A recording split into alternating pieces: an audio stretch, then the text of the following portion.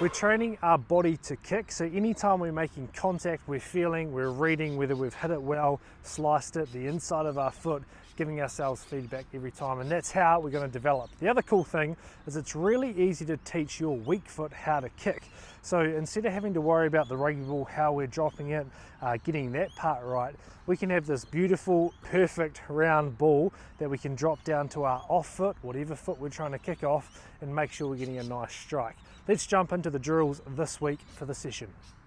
So first up, we're starting with our one leg drill again. So remember that we're going to be standing on one foot nice and balanced. This knee isn't locked up, so make sure that this plant foot is actually nice and soft. You want to be balanced and be able to come through out of it. If we're hard and locked up, we just get stuck on this plant foot and generally our hips go backwards. Whereas if we're soft, we can be nice and positive and actually get out of the kick and get momentum going forward. So anytime you're standing on one leg throughout this program and moving forward, make sure that that plant leg's nice and soft. First drill, we're nice and soft, so I'm just using a net. Using a brick wall is really good with this, or if you're kicking with a partner, even better. Remember our hand placement, 2 hands to 1 hand on the ball drop, 2 hands to 1 hand from my midline to my hip line. All we're doing is getting this ball rolling just like we do when we grubber the ball. So again, 2 hands to 1 hand, get that ball rolling and chase your kick. So as you're doing these grubbers, make sure that you are feeling how you're hitting it. Make sure you've got a target, even if you want to put a drink bottle or a cone down that you're trying to hit. But just feel whether the ball's coming off the side of your foot, the inside of your foot. We want to get up the back of this ball and hit it with a nice square foot on that foot knuckle. So this week we are working on our non-dominant foot. It's the first time that we're doing this in this program. So remember, with your ball drop, if I'm usually a right footer, I go midline to right hip. Now I'm going midline to left hip, pushing that ball out and making a nice strike on that hip line. Let's see how it looks. Balance, and now I'm on my right foot, nice soft knee, 2 hand to 1 hand, push it out. And as you can see, my first strike was a little bit ugly, hit the inside of my foot, and that's why it's such a good tool, using the soccer ball to build your weak foot. Come on, let's go nice and straight. 2 hand to 1 hand. Nice, that was a lot better. Got that ball rolling.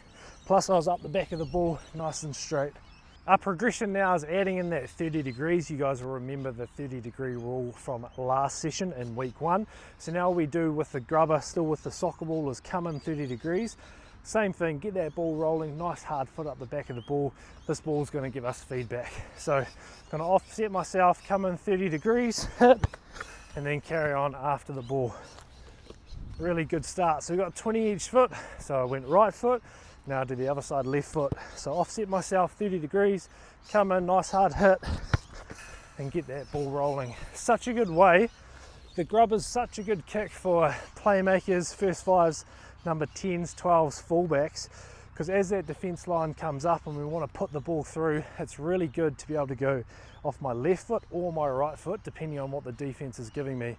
Soccer ball, such a great way to build this into your game.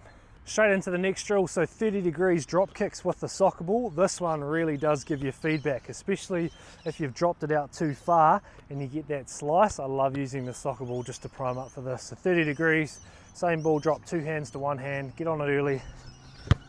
Good strike. That one felt really good. Straight away I'll have a couple of these.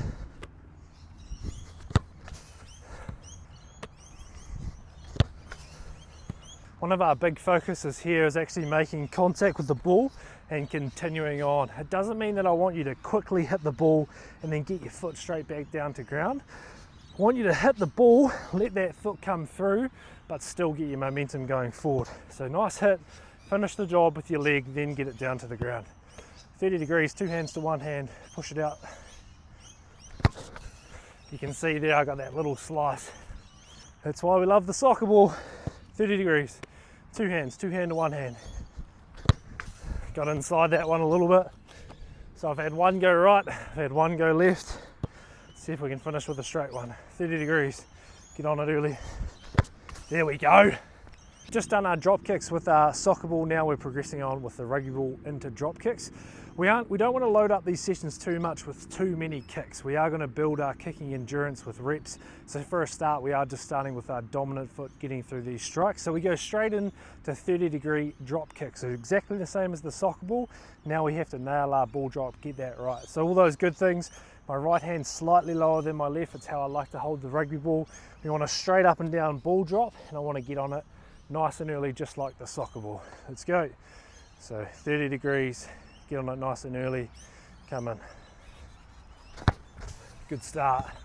Remember, we don't just want a quick hit and then get down to the ground. We want to hit, finish the job with our foot, and then get our follow through and momentum happening. 30 degrees, come in, good strike. Good strike.